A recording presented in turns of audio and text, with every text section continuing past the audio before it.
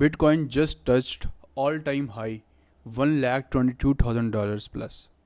और ये all time high bitcoin का किस तरीके से रहा और अब जो है क्रिप्टो मार्केट बिल्कुल शॉक्ड हुई है. लेट्स ब्रेक इट डाउन कि इसके पीछे फंडामेंटल एनालिसिस क्या कहता है और टेक्निकल एनालिसिस क्या कहता है कि बिटकॉइन का इतना हाई के पीछे मेन रीज़न क्या है. फ्रॉम द पास्ट 2 से 3 हफ्तों में देखा जाए तो बिटकॉइन ने बहुत बड़ी बड़ी मूव्स दी हैं. पहले 1,07,000 से 1,09,000 तक गया, 1,09,000 से 1,16,000 तक डॉलर गया. वेयर एज अब 1,16,000 से जो रेजिस्टेंस शो किया 1,16,000 से 1,18,000 का, and then now bitcoin touched $1,22,800. Well, if I talk about the fundamental analysis, तो सबसे पहले फंडामेंटल एनालिसिस में बात करूँ कि जो पास्ट वीक गुजरा है, लास्ट वीक, उसके अंदर यूएस कांग्रेस के अंदर बहुत डिबेट चली है आपकी इस क्रिप्टो करेंसी को लेके, और इसको क्रिप्टो वीक भी कहा जाता है. सबसे पहले जो बात चली आपके जीनियस एक्ट के ऊपर कि जिसके ऊपर स्टेबल जितने भी कॉइन है उसके ऊपर, वेयर एज क्लैरिटी एक्ट एक आया, और उससे बढ़ के CBDC anti CBDC surveillance act. अब इसमें मैं आपको क्लैरिटी एक्ट के बारे में बताऊं तो clarity act is act like जिसमें आप सिक्योरिटीज़ एंड एक्सचेंज कमीशन बनते हैं, जितने भी आपकी सिक्योरिटीज़ हैं, जितनी भी ट्रेडिंग हो रही है इसको लेके, एंड ये ओवरऑल जो आपका फ्रेमवर्क है डिजिटल एसेट्स का, इस चीज़ को रेगुलेट करती है. वेयर एज जो आपका anti CBDC surveillance act, basically ये जो एक्ट्स हैं इसके अंदर गवर्नमेंट को वो लोग लेके आ रहे हैं कि डायरेक्टली आप इंडिविजुअल को नहीं दे सकते.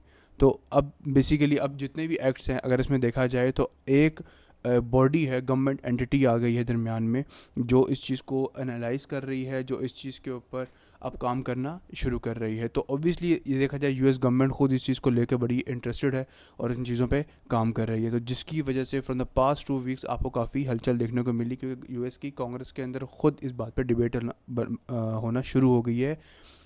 That's why you can consider is the mainstream digital currency nowadays. From the past जो लास्ट वीक गुजरा है उसको यूएस कांग्रेस में एक क्रिप्टो वीक भी कहा जा रहा है, क्योंकि इसमें काफ़ी सारे बिल्स के ऊपर, काफ़ी सारे जो क्रिप्टो के बिल्स आए हैं इनके ऊपर डिबेट होना शुरू हुई.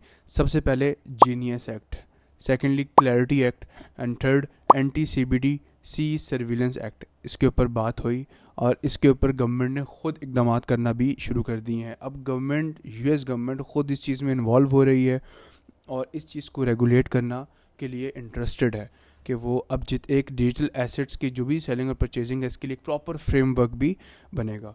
वेल, सेकेंडली इस पर देखा जाए तो according to Citi bank report, in a day $1 billion का इन्फ्लो आया है. $1 billion a huge amount in crypto market, और उसके अंदर एक दिन में इतना इन्फ्लो आया है तो मार्केट में एक तरीके से डिस्टर्बेंस क्रिएट हुई, तो जिसकी वजह से और ये जितनी भी बिटकॉइन की मार्केट थी, बिटकॉइन की मार्केट कैपिटलाइजेशन थी, वो काफ़ी बढ़ गई. वेयर एज जितनी भी एसेट मैनेजमेंट कंपनीज़ हैं लाइक ब्लैक रॉक, इन्होंने भी ह्यूज इन्वेस्टमेंट की हुई है अब क्रिप्टो के अंदर. सबसे ज़्यादा तो बिटकॉइन के अंदर आज से 3-4 महीने पहले ब्लैक रॉक के CEO ने ये बात ऑफिशियली अनाउंस की थी कि ब्लैक रॉक इंटरेस्टेड है एक बड़ी इन्वेस्टमेंट करने के लिए क्रिप्टो के अंदर, और उन्होंने नाम ले के इस चीज़ का बताया कि वो बिटकॉइन को ऑल टाइम हाई लेके जाने में इंटरेस्टेड हैं. एंड नाउ लेट्स सी, जब ये बात की गई उस टाइम पे बिटकॉइन आई थिंक $93,000 के ऊपर ट्रेड हो रहा था. And you see the high, जब उन्होंने ये बात की उसके बाद ही within a week bitcoin ने ऑल टाइम हाई देखा $1,09,000 का. उसके बाद से ही इस पूरी क्रिप्टो मार्केट के अंदर काफ़ी हलचल मचना शुरू हो गई. प्रेसिडेंट ट्रंप ने ऑन एयर आके ओपन फोरम में आके क्रिप्टो को सपोर्ट करना शुरू किया, और जितने भी वर्ल्ड बिग लीडर्स हैं उन्होंने क्रिप्टो करेंसी के ऊपर काम करना शुरू किया. इसके ऊपर काम करने को लीगलाइज करार दिया गया. You can see in Pakistan crypto currency को लीगलाइज किया गया. अब काफ़ी फोरम के ऊपर इस पर काम भी किया जा रहा है. वेल, इसके बाद अभी रिसेंटली आपने न्यूज़ सुनी होगी दुबई एयरपोर्ट के ऊपर, आप अगर फॉर एग्जाम्पल किसी भी चीज़ की बाइंग एंड सेलिंग करते हैं आप उसमें बिटकॉइन में ट्रेड कर सकते हैं. मतलब you can use your crypto currency as an a medium of exchange in a normal market. ये सब तो होगी फंडामेंटल एनालिसिस के अंदर बातें, लेकिन एक सबसे बड़ी रीज़न जो क्रिप्टो मार्केट को बहुत हाई लेके जा रही है और बहुत ट्रेंडिंग में लेके जा रही है, that is geo political tensions. From the past 2 to 3 months آپ نے چیز میں دیکھا ہوگا کہ پریزیڈنٹ ٹرمپ کے آنے کے بعد جیو پولیٹیکل ٹینشنز کافی بڑھ گئی ہیں, چاہے وہ رشیا یوکرین وار کے اندر ہو, چاہے وہ ایران اسرائیل وار کے اندر ہو, چاہے وہ پاکستان انڈیا وار کے اندر ہو. کافی ٹینشنز بن گئی ہے. ویئر ایز چائنا اور یو ایس کی آپس میں جو کولڈ وار چل رہی ہے وہ تو الگ ہی چل رہی ہے. یو ایس نے ڈفرینٹ کنٹریز کے اوپر ڈفرینٹ ٹیکسز ٹیرفس اپلائی کیے. یو ایس کو خود اس بات کا خطرہ ہے کہ اس کی اکانومی آنے والے ٹائم پہ سفر کر سکتی ہے, تو وہ اس چیز کو بچانے کے لیے اس نے ڈیجیٹل کرنسی کے اوپر کام کرنا شروع کیا. U S government holds a lot of digital currency as well.